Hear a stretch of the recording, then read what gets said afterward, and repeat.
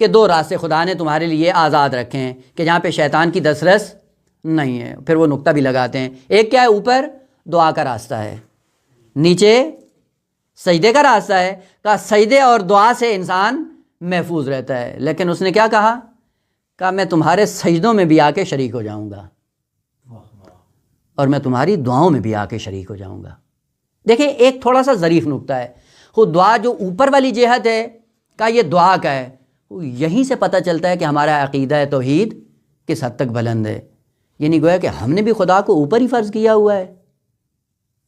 وہ کہا کہ اوپر دعا کرو گے تو اوپر خدا ہے، نیچے سجدہ کرو گے تو سجدے میں بھی آپ کو مشکل پیش نہیں آئے گی. خوب ہم نے پہلے سے خدا کو معین کر دیا کہ وہ اوپر بیٹھا ہے، بقیہ جہاں سے خدا کا کوئی سروکار نہیں ہے.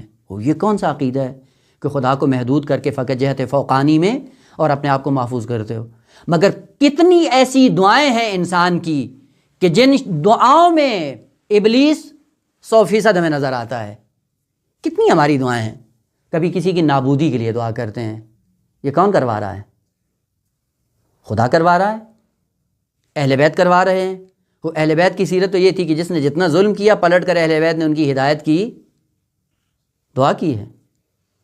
بات آ گئی چھوٹا سا یہیں پہ فقط اس توجہ کو مبذول کرانے کے لیے اور اپنے اندر وہ انگیزہ پیدا کرنے کے لیے. مقتل کی کتابوں میں ہے کہ امام حسین علیہ الصلوۃ والسلام نے آخری مرحلے میں بالکل وہ آخری لمحات شہادت سے پہلے، اور وہ جو ملعون سینہ مبارک امام حسین علیہ السلام پہ بیٹھا ہوا تھا، امام حسین علیہ السلام نے خواہش کی، کہا کہ مجھے پانی پلا دو. شمر سے کہا مجھے پانی پلا دیں.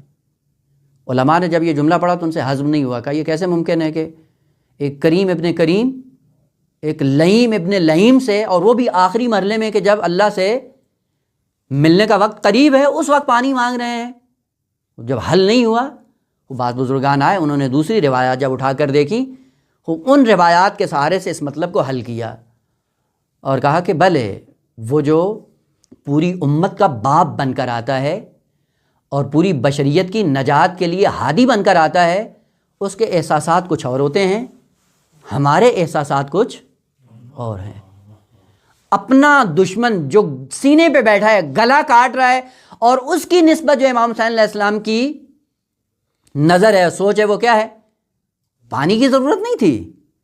کہا اس پانی کے بہانے یہ ملعون چلا جائے اور میں خالق حقیقی سے جا ملوں، قتل مباشرت میں اس کا ہاتھ نہ ہو. کل کو خدا نے اگر اس کو توفیق دی تو راہ راست پہ آ جائے. کون سوچتا ہے؟